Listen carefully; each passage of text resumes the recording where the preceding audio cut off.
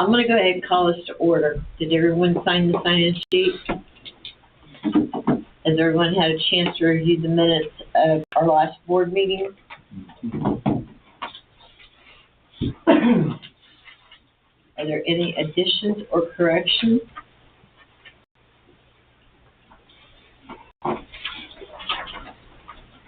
Not, is there a motion to adopt the minutes as presented? I'll make that motion. I'll second. All in favor say aye. Aye. Opposed, same sign. And then over on the claims.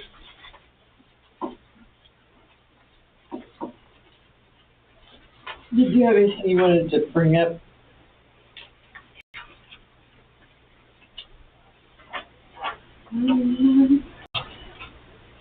Seems shorter than usual. I don't think there was much. I think I'm the ordinary license.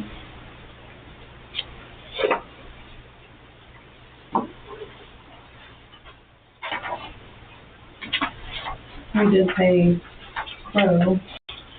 I didn't see it.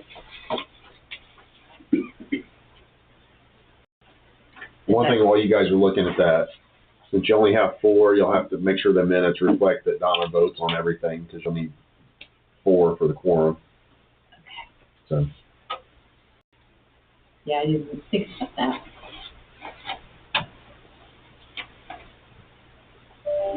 Are there any questions on the claims? If not, is there a motion to accept the claims as presented? I'll make the motion. Motion made by Dwight, Second. seconded by Tyler. All in favor say aye. Aye. Aye. Opposed, same sign. And then do you want to start out with Gonzalez? Sure. Okay. You want to bring us up to date on where we are with the project? I can try. We ran into some problems with getting some information at the last, trying to get some information at the last minute. We were trying to get Brad Crow to give us some numbers that he could come up with on estimating final prices for what he was going to ask for, and so we could try to get some kind of a band, hopefully figure it out in the near future, which is a bond anticipation note. So you could basically get kind of up to speed on invoices with us mainly. But I think we're okay right now. But I think next month we'd like to see something to keep us moving forward with the project. I did bring Brittany Alvarez here with us, and she's helping us in the Newcastle office, and she lives here in the beautiful city of Louisville. So we're hopefully I just wanted to make sure that she got to hear what you guys do, and that you're a critical part for Gonzalez. And then I'll let Josh go ahead and give you any more updates at this point. Yeah, we've been working on this latest round of PER revisions to get submitted back to the state for comments before final submission date, end of March. Currently, we're working with some details with Baker Tilly right now. We're trying to touch base with them this week. Our contact, it sounds like he's on vacation this week. So actually, I was wondering if, for you, Zach and Marissa, I'm looking for the update, I think, updated user rate study. Do you have that on file from Baker Tilly? Mm-hmm. Could you send that to me? Mm-hmm. I don't have a copy of that anywhere on my files that I've looked for, and nobody else seems to have it on my end as well. So you could send that to me. That'd be great to get that plugged into our PER. Okay. I'm working with Steve in our office. We're trying to get it submitted back to the state for additional comments before the end of the month here, see if there's any last minute things, and then we'll fulfill the application some point in March for the full application for funding this year. Other than that, I think that's kind of where we're at. Like I said, we're finishing up the last minute items, working with Baker Tilly on those couple of things. If I get a user rate study from you, that'd be very helpful getting that ball moving forward. Like Bernie said, we tried to touch base with Brad even today on our way up here. But we've definitely made the argument with him about the additional cost that he's saying that he's gonna incur, that we don't believe that it should be a full repayment, so to speak. There's not that much additional work, in our opinion, that he's had to complete a few revisions, but when it's all said and done, I don't think there's a lot of additional work he's had to complete. So we tried to touch base with him. We'll see where that ball lands. He was wanting to do, he was wanting to get approval to do, just to check the courthouse for the title, for the last deed of record, which he didn't give me a price on, but I can't believe it'd be very much to go to the courthouse and get those records. But he did ask for approval to do that, and I was hoping that you guys might be able to give approval, but without a number, that's kind of hard. Yeah. I don't know if you could say like $50 a piece or something like that, or is that something that you guys would be willing to approve up to something like that? You know, so if there was The board would have to. What do you suggest, John? Well, so he just wants the last deed of record related How many to property are we dealing talking with easements, is that? well, the 9 parcels we have title work on, it's obvious if they haven't changed hands, we'd know that. We have it would have been just in the last year that it would have changed hands. So if you just go get the last deed of record, everybody feels pretty confident that you've got the owner, the current owner. Okay, well, I mean, that's easy. You can, I mean, we have an online subscription, so we can search and see and confirm that the owner per the title work is still the current owner as of that day. That's all we're So trying to we get. can do that, and that's, I mean, we should be able to do that for almost $50 for all 9. I mean, it's just a search. I agree. So I don't think that's a big expense. I mean, $50 to $100, and just search all 9 and say, here's the current deed of record. Do you think we need a motion for that? I mean, with it being that small amount of money, I don't think you need a motion, but I didn't either.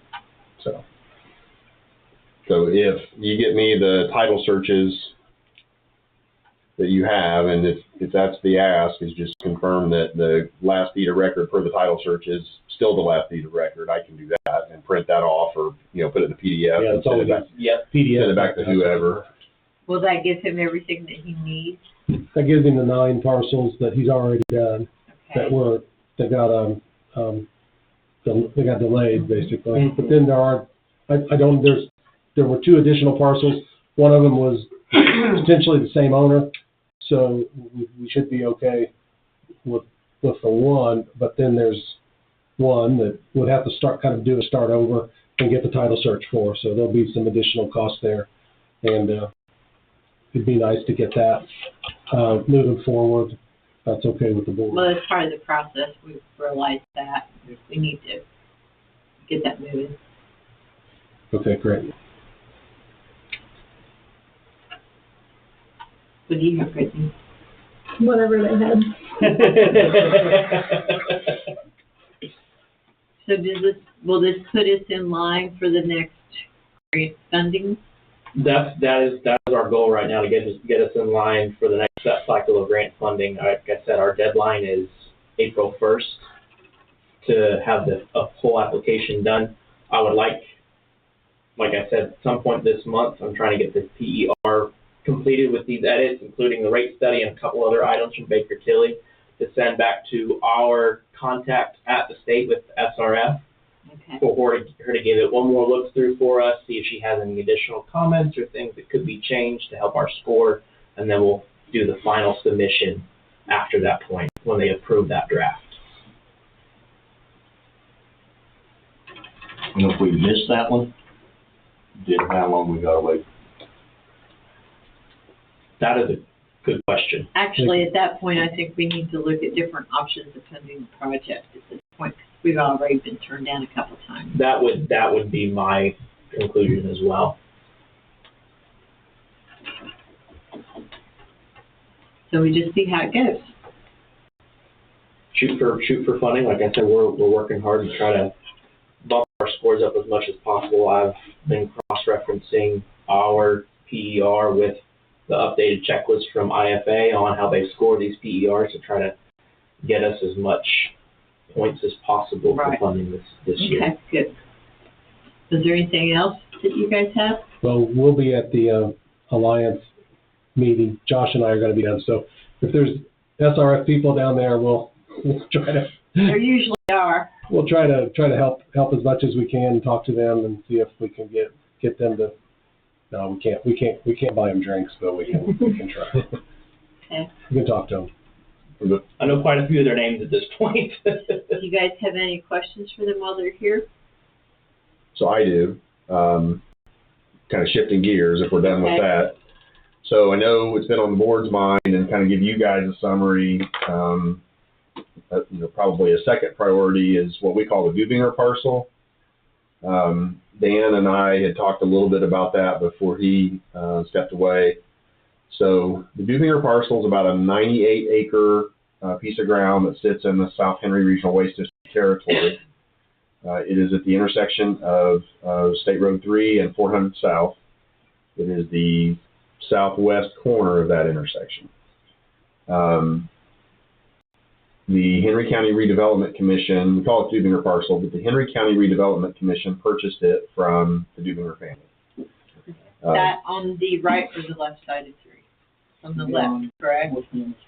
Yeah, Well, it would be on Newcastle. it's on the Walmart side. All right. I'm familiar with the property. Right. So that parcel is, the intent is for that to be developed in some fashion, light industrial, potential some commercial, but anyway. It is currently in, not that this is terribly relevant, but a neighbor has challenged the change to the zoning. So we're sort of in a holding pattern at some level. But question for you guys is, what I think South Henry's position is if there's any large scale or complex waste generated by that parcel, they are unable to process it at this point. The city of Newcastle is across the road as far as territories go. They are ready, willing, and able to process that waste. Boar's Head is a large factory on the other side of State Road 3, which essentially I think the district gave to Newcastle because we just knew we couldn't process that volume of waste. I think what we are looking for as a district is to figure out some compensation structure or something, because the district incurred, and you guys know the history better than I do because it's before my time, but incurred probably over $100,000 worth of expense to run a pipe essentially down there to be able to say that that is in the district and that we could service it, to essentially defend from the city of Newcastle. Is that a fair statement? Yes, and I'm thinking that's probably been close to 20 years ago, and I'm thinking it was about $125,000 at that time. Okay. So let's say we have a $125,000 investment, really haven't recouped anything from that. So I think the board wants to structure something with the city of Newcastle to recoup some of that cost. The way I see it, we could service the customers that are already there and let them connect to Newcastle, and we could just be a customer on Newcastle's system. That's potentially one option that I would see. Another is to let Newcastle pay something for access to the territory. Maybe that's a lump sum. Maybe it's what I would call a royalty. There might be a better term, but a small percentage of whatever is generated from the customers on that parcel would be given back to us since it's technically our territory. I've not done a lot of research on it yet, but I know, Dan was pretty adamant. There's a Supreme Court case that basically says if the city of Newcastle can serve it and they can connect to it, we don't have much of leg to stand on. Yeah. But we would like to get something out of this equation rather than just... Because we did invest a lot in different lines. So I don't know if you guys have run across this. it sounds like, I'm going to back up just a second, if you don't mind. No. We been in discussions with Rumpke. They're putting in they're trying to pump some of their leachate out, and I talked to Zach a little bit about that, and he basically said, there's no way he wants that kind of problem to come your way. And I did some more research on it too, and you would have to, your plant is, I mean, you're small, so you can't have any kind of large contaminants coming into your plant. So that's going towards Newcastle. I think that's in their Newcastle's territory, right? I mean, that's Newcastle. But I think you have a force main that's pretty close there. Very close. Right. So it's not and they liked, of course, they liked your rates, but that's irrelevant. The thing I wanted to mention is it just really depends on what goes in on this 98 acres. What we're seeing is everybody wants just like big storage houses and things like that. You could easily take, 20 or 30 people going to using it as a restroom. Yeah. Versus Warehousing, we would be able to handle that, but if it's large industrial or anything that would create large amounts of BOD or anything from the waste, there's no way. I'm just saying, I think I'm seeing 60% of anything going up next, getting close to the interstate is more of almost a just warehousing type thing. So I would try to see if you could wait it out and keep it as your territory until last minute. Yeah, I don't think we're ready to roll over. We're just trying to think ahead, and there potentially, because we thought if there was housing there, we thought we could handle some housing, but the redevelopment commission's position is it's really prime for industrial type development. Sure. We don't know if it's going to be on the heavier side of industrial development or the warehousing, a couple toilets and. Right. I think you do have the extreme though, something like Rumpke versus right. A Boar's Head, and as you go down the line, there's probably a line there we could almost draw and say this is what we'd like to see. And if we can, if it's below this line, it can come to our plant here. So I guess to the board, we can sit tight because we do need to work through some kind of a working relationship with the city of Newcastle on other things too that refer back to our territory. Such as? Things like this. So you just want to have a good relationship and be able to. We need to make sure we do have a good working relationship so that we can work together. And I know the city of Bison that we buy our water off of the city of Newcastle. It's up to that tower and. Right. So, do you want me to just reach out to the mayor and say we're still open to discussion? I don't know how it's going to happen. We're definitely interested, but we need to make sure that it's somewhat profitable for us. Right. So, I can. Works out for everyone. We can keep it general, but to Bernie's point, we don't know what it's going to look like until A, this litigation gets settled, and B, Corey finds someone that's interested, and then they go through all the hoops they would have to go through to get something there. Or at least if we knew what it was, if it's the warehouse type situation. I recall that litigation with the neighbor has been going on for quite a few years. I wouldn't say years, but it's probably right at a year or a little over, yeah. Yeah, because the court ruled in the redevelopment commission's favor, and then he amended his complaint, and or it was a motion to dismiss. It got dismissed, but he was allowed to amend his complaint, and so now it's over. I want to say in Hancock County before a judge over there. Okay. So, and county's insurance counsel is working on it because they are alleging that he didn't get proper notice and this, that, and the other thing. So we'll see how it all shakes out. So I can just reach out to the mayor and say it's still on our radar, we're blah blah blah, and just try to keep a good relationship and some dialogue. But it doesn't sound like we're ready to really talk numbers or whether we're not until we percentages know or a better idea of what might be going in. Okay, and that may be a while, just so everybody knows. But I'll be glad to send an email to the mayor and tell them that we want to at least stay in touch. Yes. Okay. I'll do that. Anybody have any comments or questions about the issue?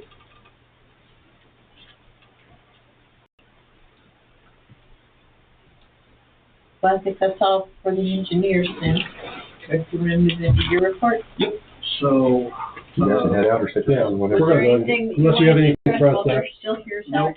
I don't have anything for you guys. We'll just let Brittany get home. She's got a tough drive. Traffic, you know. Yeah. Thank you. Thank you. Thank you.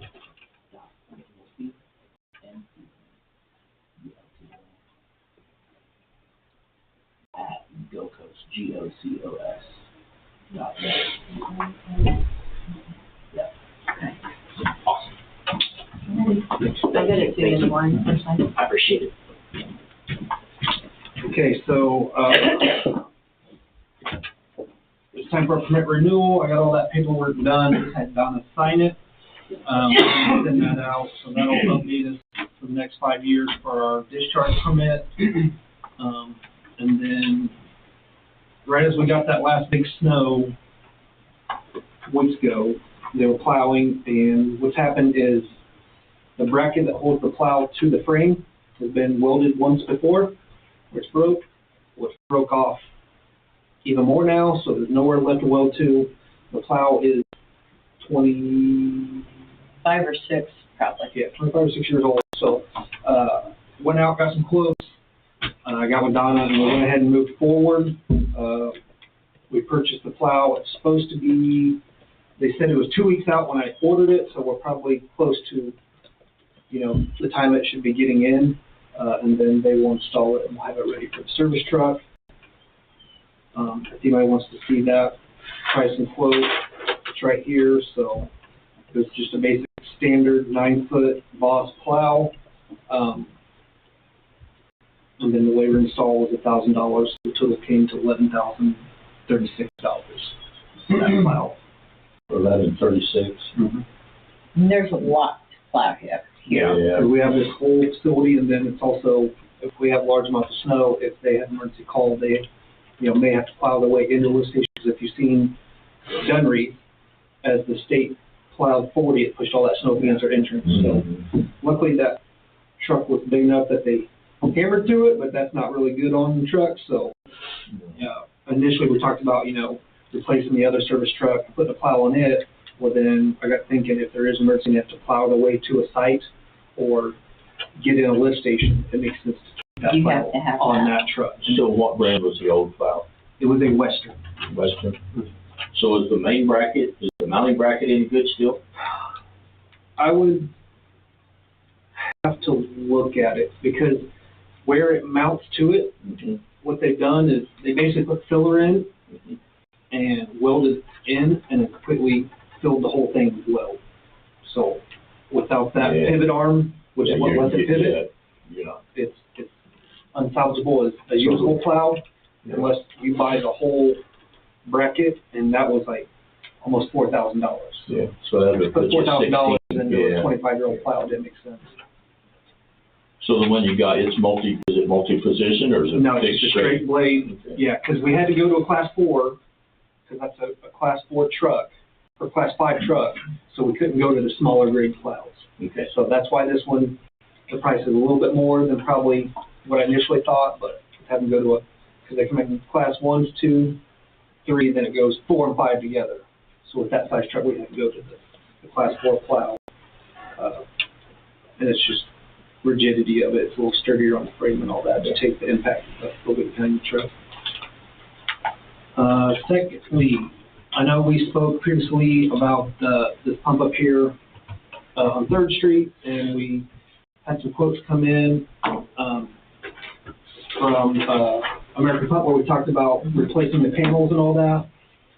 So I had Bob Covalin give me a quote on what it would be to just change these over to E1 and get away from Meyer-style grinder pumps. So from American Pump, just for the simplex control panel, it was, the simplex control panel and labor to install the first one, it was $3,304. So when I got with Covalin and said, all right, if I wanted to just go in, replace this whole lift station, which would be just the pump itself and the panel, the total was $2,950. So I think it's a better choice to go ahead and go to E1s. They're a better pump. They they can pump better head pressure than what the Myers grinders do. I know Alicia was trying to give us a deal if we bought so many. If we got 5 of them, she was going to cut us a deal. Well, at that point, we're only replacing a panel. So if the pump goes bad, there's still another couple $1,000s in each pump. With Covalent, we'll get the pump and the panel. Might as well do those. For $29.50, and then they'll come out and do the first install with the guys and the setup, and then as we go to replace the other ones, we'll just order them. I can run over to So this one, Covalent in Indianapolis. this one here is it's different than the E1s, right? So this, yeah, the ones that are in there now are slightly different. The Myers are different compared to the E1. And that's what that one is. Yeah, the E1 is what And that's the more preferable pump. Yeah. The panels are a lot simpler. Even the ones that Alicia was quoting me have a lot more components in them compared to the ones that are very simple. And that's they're the cheaper. lesser quote too, right? It's less quote, and these are just right there in Indianapolis. They keep, I think, a little over $1 million inventory. So anytime we have one go down, we can Zach, is run 5 over there. sufficient, or would you want to keep one for backup? What's that? 5 sufficient to order, or would you want to keep one in Yeah, I stock? told Bob, I think the best route, we definitely want to start on 3rd Street and get that one fixed. That's been our most troublesome. The issue we're running into now is he's going to try to look into what it's going to cost with Dunreef. There's one with a duplex setup. Okay. So there's going to be a little difference on that one, but the other ones, it'll be this cost right here. And we can order the first one, get it in, the guys will get trained how to install it and do the startup. And then we can just go one at a time and go get them, bring them back in and install them ourselves. Because basically all you're doing is taking the railing out and the pump out, and then pull your wires in the panel. We can mount a new panel to the pole that's there, pull the wires through. It goes to a quick connect on the E1s, and then we just drop the pump straight in. We have to glue on the discharge connect, and then the discharge hose slides down in the slot, kind of like on a like a well pump head. It just slides in that fitting, and it's ready to roll right there. No floats. It's all off a pressure transducer inside the cord itself, so there's no floats to replace and stick and worry about the damaged air. They're going to pump solids a little better, with whites being our #1 issue with clogging the pumps. It'll force those through better. So we have a couple of these in the field currently, and we had one over here and Dunreef find the lift station go bad in the night. I was literally able to pump it down. Next morning, call over there, go pick one up and come in and just drop it right in. And I think they were. How many do you need to order? Let's see. If we're going to do all of them and update them to E1s, pull this map up, I can tell you that number.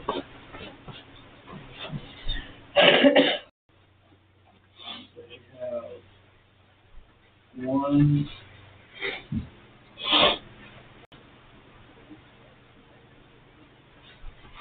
2, 3, 4, and Louisville, which one is behind the little antique hodgepodge, everything in their store up there that's been closed forever, so we're going to handle that. So you basically have 3 in Louisville. You have 1, 2, 3, 4, 5. I think 2 of those. So I think there's going to be 6 total. Because the other Do ones we are get already. a price break for quantity the more we? That's what I talked to Bob about. So when I Because- initially and spoke to him about this, Do he was. you giving think those we should numbers. have one in stock that we would have As a even? spare? Yeah. I don't think so, because it's only an hour over there. I can literally Okay. just drive over at any point, just gotta call Bob and say, hey, I need to see one. I can drive over to All right. the warehouse and get it, come right back and drop it in, so. I'm not so worried about having that. Now, if we were to have one go bad, that's repairable. I think, depending on the cost of it, is it something that we fix it and keep in here as a spare? That way we can drop it in and then Yeah. go get the other one? Yeah. it would kind of make sense to do that, but until one were to, you know, the existing ones that are in the field now, if one of those were to go bad and we had to replace it, and that was fairly easy or something minor repair that's not a substantial cost, I think that's a good idea to keep it as a backup, rebuild it as a backup. But, I mean, I think they were only, I have to try to find the last, see if it shows on here, just what. So that's equipment. Yeah, because this price is with panel and pump. I forget how much it is just pump. Heather, you want to make that in the form of a motion to let that move forward on replacing these? Go ahead. I'll make the motion, go ahead with the pump and the panel combo. Is there a second? I'll second. All in favor, say aye. Aye. So, same sign. Who live in Dunreath today? In Dunreath, the guys were doing inspections today, Okay. so they Saw a made truck in there. Yep, they're kind of They got doing, down there in the, snow. yeah, they just had to hand It it didn't through look without a good. plow, yeah. Luckily, that truck's, It was a big truck. yeah, that's our service truck, that's the one we Okay. purchased. Only other thing, so we got the invoice from Ross Lawn, and we're currently paying $1,048.10 for our lawn maintenance, which is, That's for the chemicals, yeah, correct? it's just spraying a pre-emergent, late spring broadleaf weed control, summer fertilization with weed control, fall broadleaf weed control, and then a late winter fertilizer. My opinion is this is a cost we don't need to be paying out. I think that's something, we have sprayer tanks in-house already. The chemical, you can go to the co-op, same place we get our other chemical, $75 for 5 gallon, and we can apply this stuff ourselves and save the money. I think it's a great idea. What do you guys think? Yeah. So, I If mean, you've they're got the coming out. manpower and Yeah, we're to the point where we're getting preventive. We have the time to where, it is, yeah, I mean, we can literally mount it to the lawnmower, fill the tank up. Only thing I'd have to purchase is the boom that goes off the back, and that's under $200 done at Tractor Supply. Or either one, just buy the boom, and then just buying the chemical, which, in my opinion, we don't need all the fertilizer. All we need is the weed control. So by weed control, we put it down 2 to 3 times a year in liquid form. I say we Like try it for myself. a couple of years. Yeah, I think, We'll know in the Yeah. first year. yeah, I think $1,048 Yeah. is quite expensive just to It keep is, weeds down. So I think that's something we could do in-house. but it does look nice. Yeah.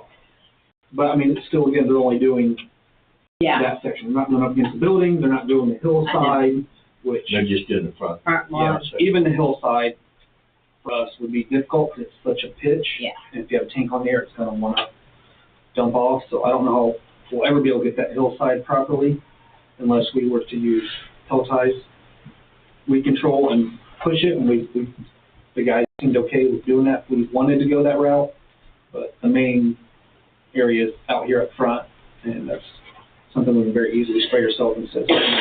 What did you guys decide to do about the water softener? We bought it, so basically what they said is we needed to just pay what this year's contract thing was, which was $300, and then after that, we owned it outright. So that's the, So we don't pay them anymore to rent it. that's no longer a payment coming Okay, out that's each good. year. So, like I said, I'm gonna keep trying to find stuff like this every month, and we're just gonna start trying to cut some of this stuff out. I know it's not a lot, but, I mean, $5,000-6,000 a year It has that. savings on It stuff. does. I mean, we're looking at it now, just like our finding a way to get our own plow service. Because the plow service for this year's, for us, has been astronomical. And if we can find a deal on govdeals.com with a fleet maintained truck and a decent plow for $4,000 or $5,000, we're money ahead the second year out. Yeah. So, I mean, that's, yeah.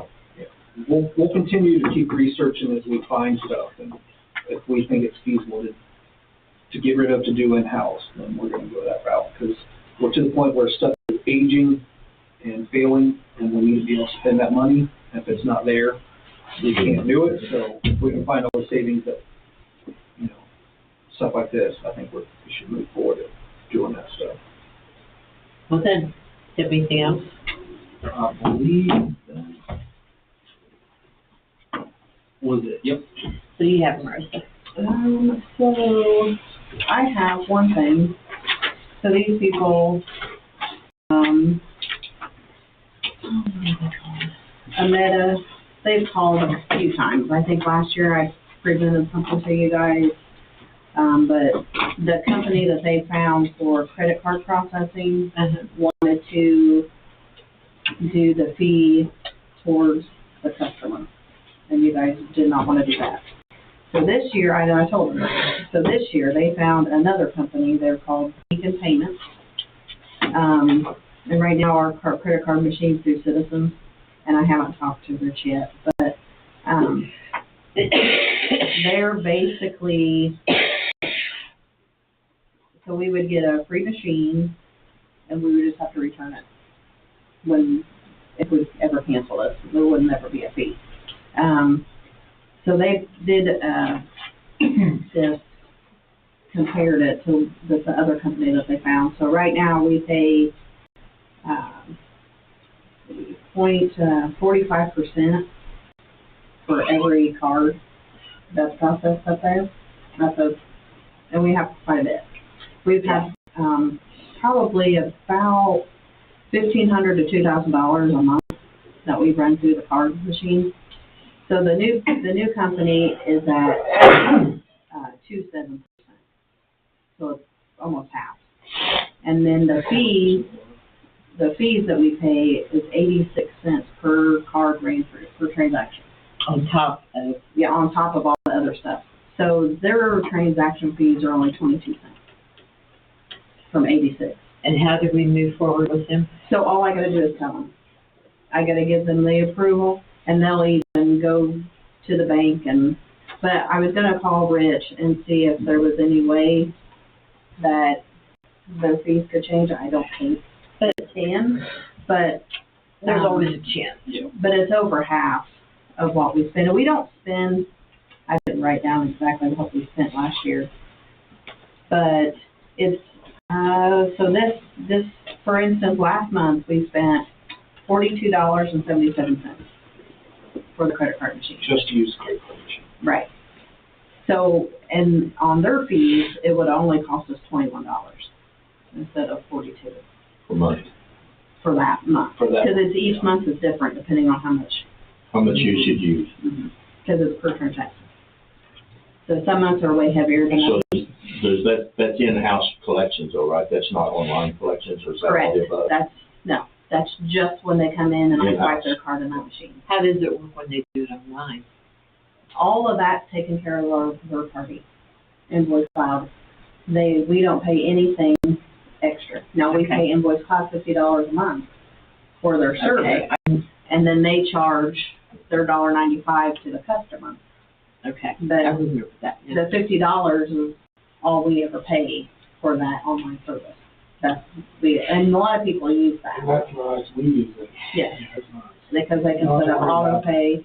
I've been trying to get a lot of people to do the auto pay because it is cheaper than this, and it's cheaper than, mailing a check because we're having a big problem with the mail. The checks even getting here. I know, So I think everyone is though, I think everyone is. So, I mean, it to me, the $1.95 is way cheaper than our late fee, because our late fee is 10%. So, Is there a motion for Marissa to move forward with whatever she feels? I'll make That's- a motion. yeah, like I said, I will call Rich and get an idea. Yeah. If they just make it, we'll use it, and if not, then we can move on to. And then they'll bring handle some all that savings too. in-house. Is there a second? I'll second. All in favor, say aye. Aye. Opposed, same sign. And how did the meeting go over planning and the building permits? I'm just bring that up. So I took the paperwork to Spiceland, dropped it off. She was gonna give it to Darren Jacobs to make sure he knew that before any permits were given out, once they start finally giving permits out, that they are aware that they have to have our tap capacity paperwork filled out and signed from us, okay, for them to get the permit. I also did the same thing with Tom Green, and I went to Rush County to their Yes. person and made sure Mays and 100, if there's any development along the Force Main there, that they all know that before they Well, are that's about to something we need to permit. stay on top of. So did Tom come up with any kinds of solutions for you to see that that's Yeah, so basically, like, in there? you know, they have it right there. He knows, like, if they come in and try to get a building permit, if they don't present him that piece of paper from us signed, he's gonna let them know, like, hey, you need to go down to South Henry, fill out this paperwork. Once it's filled out and they show that they have capacity, that bring that document back, and then he will issue the building permits at that point. But what we're running into is a lot of these townships are breaking off on their own. Spiceland's done it. Knightstown has. Knightstown, I think, you know, I don't think Strong or them will go into yet, but I wouldn't be surprised to start seeing everyone kind of break off on their own to issue their own permits. Well, I don't know, because like where we are, we don't have that much room to grow anyway. And I don't know about Strawn, but I do know that we're bound. We had an agreement with the county building and zoning that dates back years that says that we'll follow the county ordinances. And so then we know about what's necessary for here. It's nice to have it consistent. Yeah. Yeah. Or finding out. I think what we that spoke about changes. earlier is there was just change at the Newcastle Henry County building, Mhm. and before there was a checklist that they went through before they get permits. And I think when there was a change of personnel, maybe that checklist didn't carry over, so now it's, you know, getting them back in line to understand. That might be the one of our difference too requirements. between the Newcastle city and the county. Yeah. Well, see, the county got rid of the building department. They don't have an actual department anymore. So what's Tom and? The commissioners, well, Tom is planning commissioner. Okay. The building department was something totally different. Building department I didn't realize that either. worked with the planning commission, and the building department was actually the ones that gave out the permits. And when they consolidated, or however you want to say it, they got rid of that department altogether. Mm. So that employee moved to another office, totally unrelated to building department. The commissioners then overtook that Mm. department. So, and they still were supposed to work with the planning commission. So the planning commission, what they do is not necessarily give out building permits. So he just oversees whoever they decide to do the building permit. Because now the inspector is only a part-time gig, Scott's only part-time now? as far as I know. The building inspector for the So county, when did that change? This year? like 2012, Really? 2011. I wouldn't work, I know Scott works 4 days a week, and we've gone and got our building permits through Tom's office, and we see America. Right, Because we're in the county. right. And that's what I'm talking about, Right. like the actual county. Because used to there was an office in the surveyor's office that actually took care of that. So it was a surveyor, it was the building department, and the planning commission. They were all in the same office over by the health department. Because I worked in the surveyor's office when all this was going down. So, and basically they just got rid of the building department and dissolved it, basically. So part of the responsibility went to the planning commission, and then part of the responsibility went to the commissioners. So like when you call, the commissioner's office had their secretary usually do the inspections, take care of, because you usually call them to set up your inspections with the building inspector.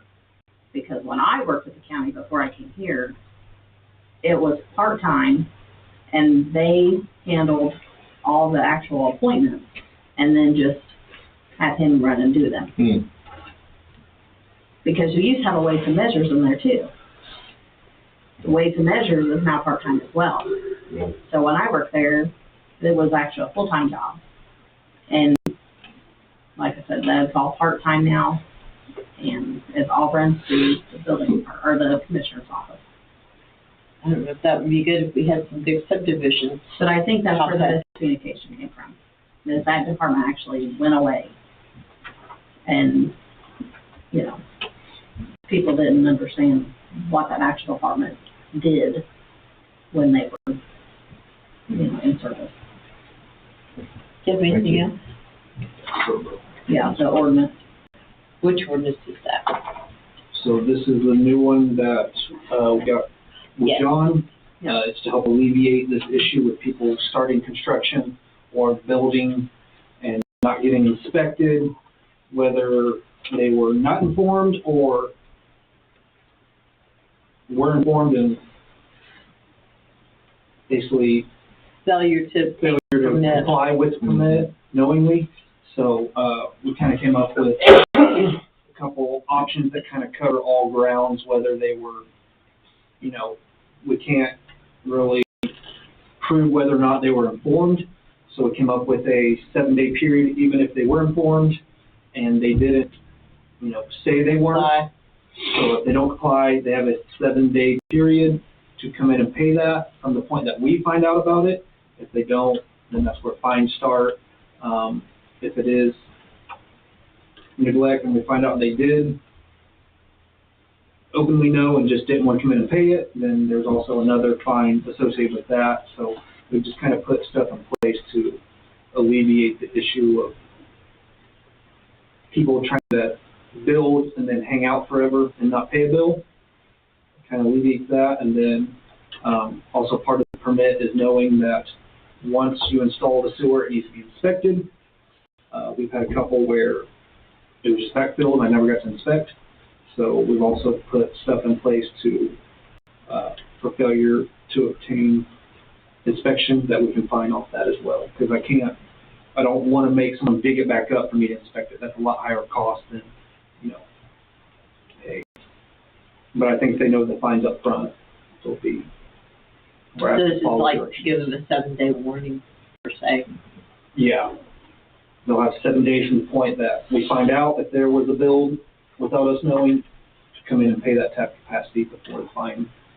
$25 per day until permit is changed issue. Yeah, $25 a day. And then the backfill is a fine of $250 should be imposed upon the customer if the board of director finds that the customer failed to contact the district inspector prior to backfilling on new construction. Does anyone have any questions?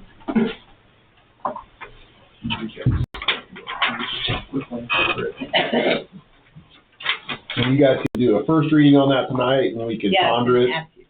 This would be the first reading. It could be, I mean, you could pass it, you could suspend the rules and pass it tonight if you wanted, but you may want to take it. I don't think this happens every day, right? No. But it's enough We've that had it's, maybe 10 bills since I've been here the last 4 years, but multiple have come in to where I just drive by and see his house being built and find out, hey, this person ain't paid a tap capacity. And, you know, we've also had one bill locally that just drug their feet up coming in and paying it for months. So this will alleviate any of that in the future. so everybody, I guess my thought would be, I would do it as a first reading tonight, and then you all Yeah, can that's take kind it. of what I was thinking, because we're kind of short-handed tonight. A, you're shorthanded, and B, you're gonna have to publish this because it sets penalties and fines, so you're gonna have to publish it twice before it's actually in effect, so Do we need to make a motion, or do we just Have- need to reflect that in the minutes? I think just have the minutes reflect that you, have considered this ordinance. We may wanna give it a number, I don't know what our next number is, but, okay, so, yeah, I would just have that in the minutes, that it's first reading, and then we can consider it next month, and we can make any changes or tweaks to it we like. And then we would get it approved and then published, and then be good to go. Have we heard of any new development or anything? No, Zach asked me that today. It sounds like there's rumblings out there, but I'm not in touch with any of it, if that's the case. As far as I know, the Quick Trip is still in the hopper there, the GW Pierce on the ground. Didn't that go, I thought Tom said that went for an auction recently, or it was. Well, that was probably the VRA land, the old gun Okay, range. that was. Right. Haven't heard what's who bought it or what the plan is. I mean, we can figure out who bought it, but I don't know if there's any development. Short of that, then the only other development I know of is actually in the industrial park serviced by the city of Newcastle. So. Okay, and since we last met, we had something that doesn't come up very often, and I don't know if you guys found anything in our policies, but what do we do in the event of snow emergencies?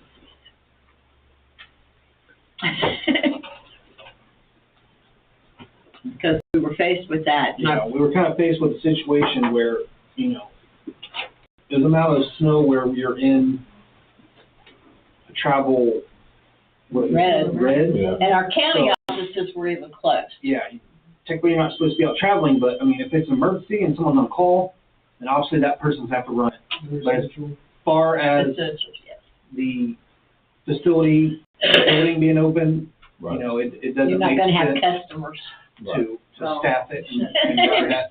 No. Like that, you're basically just, you're putting not only your employees in danger with the drive-in, but also, the fact that they could get pulled over, and if you say, oh, I have to run my office staff for this, they may not consider that essential, and, they end up with a ticket, so.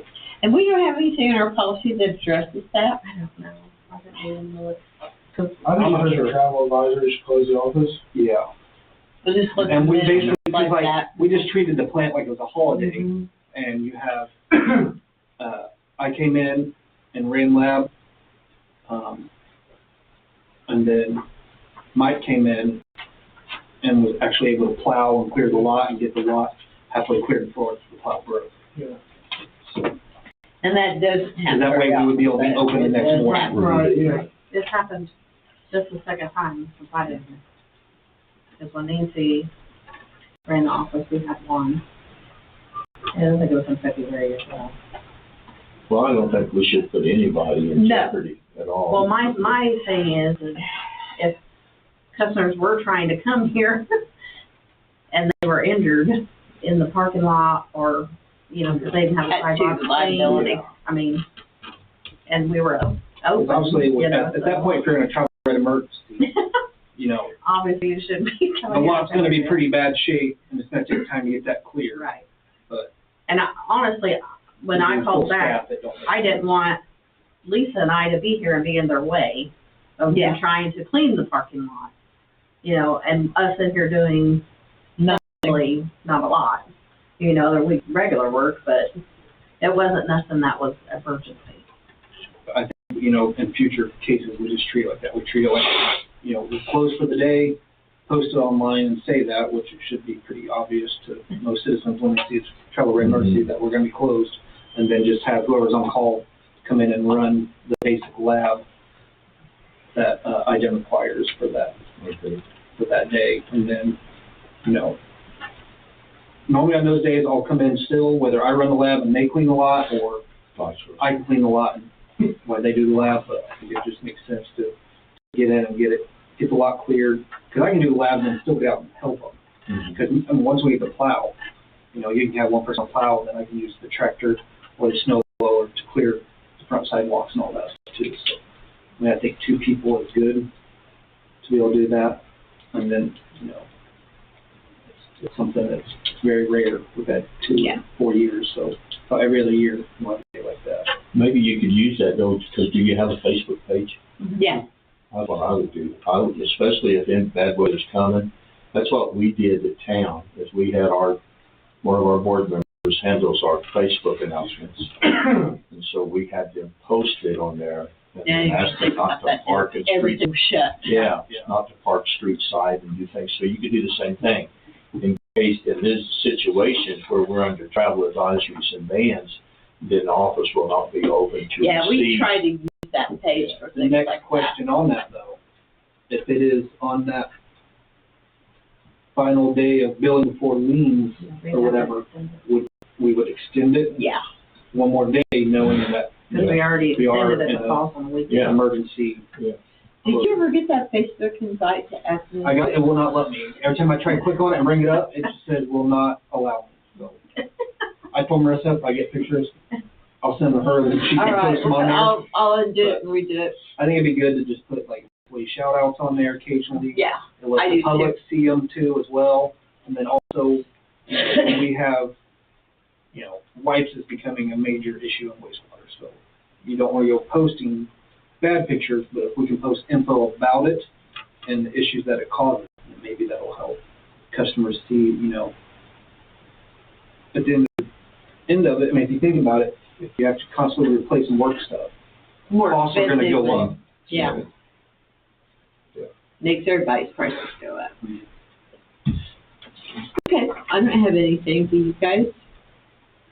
No, I think, Everybody here, yeah, time. I think with his pump thing though, I think it's gonna be a cost saver for labor later on. Where are we at with the Gonzalez as far as invoices? I have them all. But Are they expecting anything anytime soon? They never said, and Dan always told, That's why I was wondering about this Nothing ban. until we get Are they saying they're wanting some money now? I caught that. Kind of where I was I hit caught from that. it. So I'm not the only one that Yeah, caught because the that. whole thing No. with Crow was, Brad was saying that he was gonna have to do it again because it was, right, from the original one they had, it's been a year.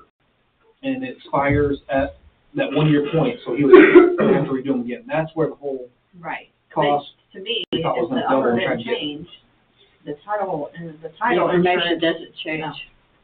Well, the bond anticipation note, that's not uncommon. I think we did that before. So it just allows you to pay, basically borrow and pay fees that then you get reimbursed right, when you get your bond. right. And I was under the impression that Dan said that their money, they do not, well, when he was Mhm. there, that he didn't, we weren't to pay him until we got the bond money. Now, the other stuff like Crow and the Baker Tilly Right. stuff, those all Bills they go. did I separate. have been billing them, Right. or been paying their Yes. bills. Right. So I work with Gonzalez at Moreland too, and I don't think Moreland's paid them a thing. Now, they've Right, not see, given Moreland great service, to be candid, but, right. um, Well, I can tell you, prior to me, they had never paid anything here, right, except for out of the ARPA money that we got, okay, that went towards this project. right. And that, because it's been going on since 2016, actually. Well, you guys do it, I'd let them bring it up if Yeah. they want paid. Well, I would just, my thought was though, we just paid Crow, what, $13,300 and then he wanted another $50 to do a courthouse jump. Well, that's what Kinda they like- suggested. Yeah, wasn't what you said, I'm 'cause trying to like, You can't, and maybe I'm thinking wrong, John, but, I mean, like they say, we've been going at this thing for a year now, and are we incurring more cost I with know. Baker Tilly and the rest of them because we've been put behind for things that aren't in our control? Yeah, we are. I think you definitely are with the Crow guy. Yeah, because that's why I was Yeah.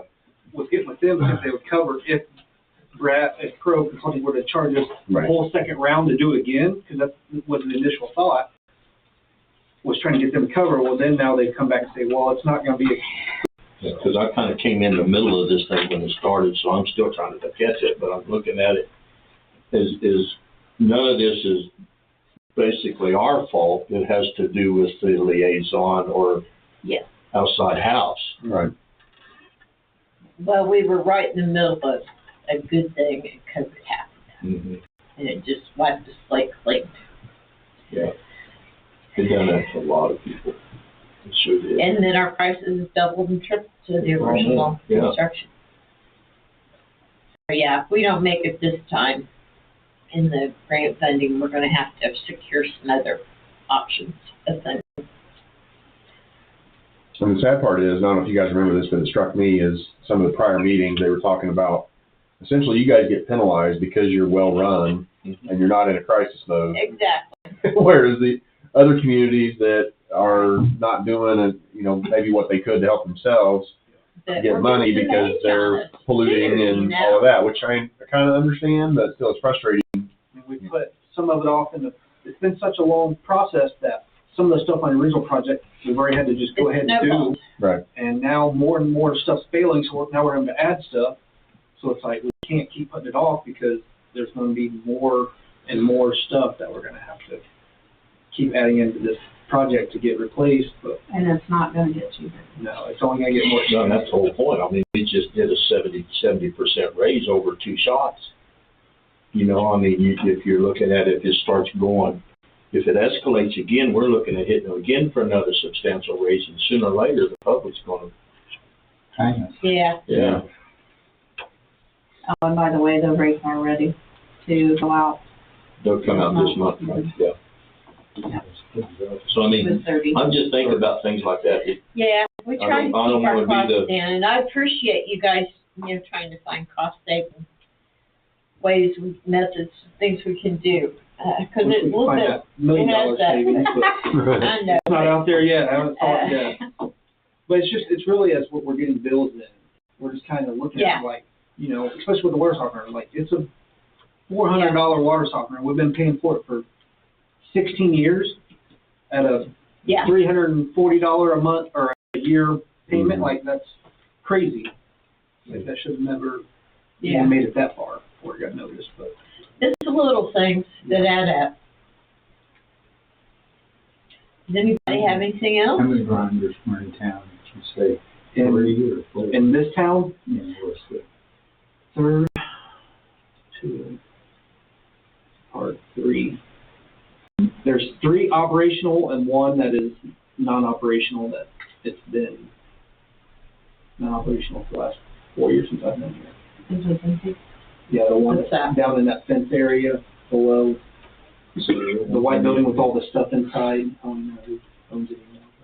You talking about the one on the street right there? Mm-hmm.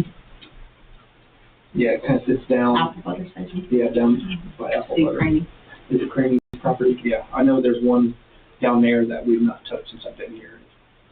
There's nothing in there, to be replaced? so there's no point in doing anything to it until somebody does something with that building, or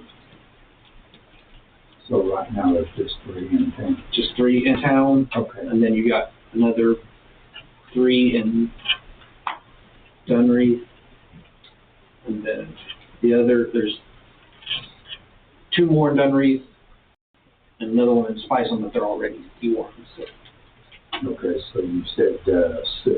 there's roughly 6 that would be Okay. replacing it at that price right there. Okay. The first one will have an additional labor install fee, because Caval's gonna send a guy out to show them how to install the first one, But that Hook it goes all on up. the training. but that'll be their trainings, and then the next 5 that we do, it'll just be that cost there to where, Maybe we buy 6, you'll discount us enough to pay for the labor. yeah, that's an option. I wanted to, well, I think, you know, maybe if we buy 6, they just give us a, you know, we do the first one install, and then say, hey, we're gonna do 5 more, can you give us a discount for, as a 5 package? That might be an option. When I last talked to my Cavalin rep, he was getting ready to go on vacation for that week, so I haven't heard from him this week at all. So as soon as he gets back, I'll reach back out and see if, you know, that we know we're going forward, you know, if we can get maybe a group buy deal. But, I mean, even at the end of the day, you're still saving tons Yeah. of money Quite a bit of by money, going yeah. fees compared to the Myers, which is, I will just put it there, not what they used to. Yeah, a lot of things aren't, but I think that's a wise move. Well, is there a motion to adjourn? All in favor, say aye. Uh,